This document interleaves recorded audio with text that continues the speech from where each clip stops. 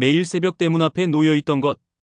이 얘기는 우리 동네에 살던 최 씨 아저씨한테 들은 건데 아저씨가 직접 겪은 일이라고 하더라고요. 최 씨네는 마을 끝에 있는 작은 농가였어요. 논 몇 마지기 하고 작은 밭 정도 가지고 살았는데 그럭저럭 먹고 사는 데는 문제 없었죠.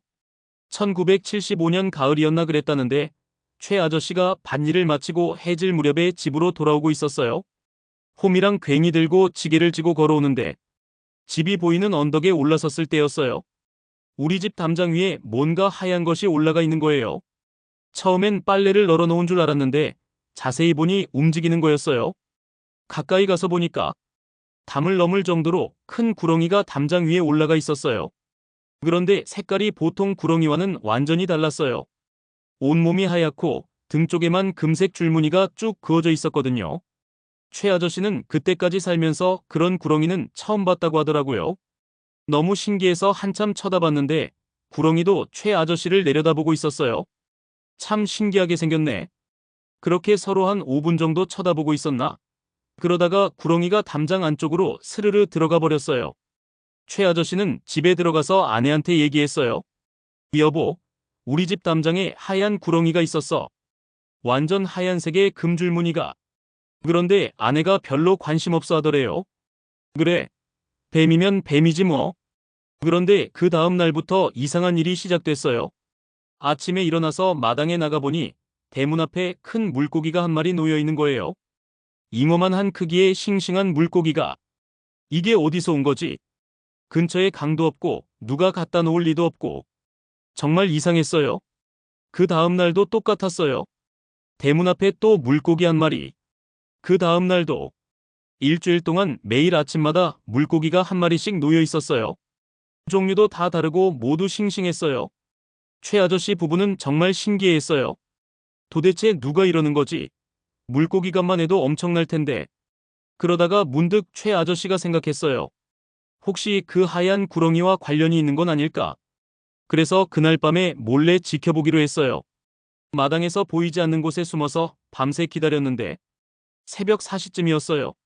담장 너머로 뭔가 넘어오는 소리가 들렸어요. 조심스럽게 내다보니 그 하얀 구렁이가 입에 물고기를 물고 대문 앞에 놓는 거예요. 최 아저씨는 깜짝 놀라서 숨도 못 쉬고 지켜봤어요. 구렁이는 물고기를 조심스럽게 대문 앞에 놓더니 잠시 집을 바라보고 있다가 다시 담장을 넘어 사라졌어요. 세상에, 구렁이가 물고기를 갖다 주다니. 그 다음 날 아침, 최 아저씨는 아내한테 밤에 본 걸 얘기했어요. 아내도 처음엔 믿지 않았는데 며칠 더 지켜보니까 정말이었어요. 매일 새벽마다 하얀 구렁이가 물고기를 물어다가 대문 앞에 놓고 가는 거였어요. 그런데 더 이상한 건 물고기를 어디서 구해오느냐는 거였어요. 마을에서 가장 가까운 강까지도 산 하나를 넘어가야 하는데 구렁이가 그렇게 먼 데까지 가서 물고기를 잡아온다는 게 말이 되나? 최 아저씨가 한 번은 구렁이를 따라가 보려고 했는데 워낙 빨라서 놓쳤어요. 대체 어디서 저런 싱싱한 물고기를 구해오는 거지? 한 달 정도 지났을 때였어요.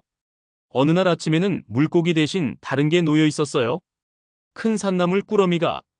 도라지, 더덕, 산삼까지. 돈으로 치면 몇십만 원어치는 될 것 같은 귀한 약초들이었어요. 그 다음 날은 또 물고기, 그 다음은 또 산나물. 이런 식으로 번갈아 가면서 갖다 주는 거예요. 최 아저씨 집은 덕분에 반찬 걱정이 없었어요. 약초는 팔아서 용돈도 벌 수 있었고. 그런데 어느 겨울날이었어요. 최 아저씨가 감기에 걸려서 며칠째 알아 누워 있었는데 그날 아침에는 정말 신기한 게 놓여 있었어요. 감초, 도라지, 길경게지. 감기의 특효인 한약재들이 정확히 한 첩분씩 놓여 있는 거예요. 그것도 한의원에서 조제해 준 것처럼 정확한 분량으로. 이게 대체 뭔 일이지? 최 아저씨 아내가 그 약재로 달여서 먹였는데 하루 만에 감기가 뚝 떨어졌어요. 이런 일이 2년 동안 계속됐어요. 마을 사람들도 다 알게 됐는데 신기해서 구경 오는 사람들도 많았어요. 최 씨네 집에 하얀 구렁이가 매일 선물을 갖다 준다더라. 어떤 사람은 부러워하고 어떤 사람은 무서워했어요. 그런데 최 아저씨는 고마웠어요. 구렁이 덕분에 살림도 좀 나아지고 건강도 좋아졌거든요. 그러다가 1977년 봄이었나? 갑자기 구렁이가 나타나지 않았어요. 며칠 기다려도 안 오고 일주일 기다려도 안 오고 최 아저씨는 혹시 무슨 일이 생긴 건 아닌지 걱정됐어요. 한 달쯤 지났을 때 마을에서 소식을 들었어요. 뒷산에서 큰 구렁이 허물이 발견됐다는 거예요. 하얗고 금색 줄무늬가 있는 허물이. 아, 우리 구렁이가 허물을 벗고 어디론가 간 거구나. 그 후로는 다시 나타나지 않았어요. 하지만 최 아저씨는 지금도 그 구렁이를 생각하면 고맙다고 해요. 2년 동안 우리 가족을 먹여 살려준 고마운 녀석이었어. 지금 어디 있든지 잘 살고 있기를 바라지. 정말 신기한 일이죠. 구렁이가 물고기랑 약초를 갖다 주다니. 최 아저씨 말로는 절대 거짓말이 아니고 마을 사람들도 다 목격한 일이라고 하더라고요.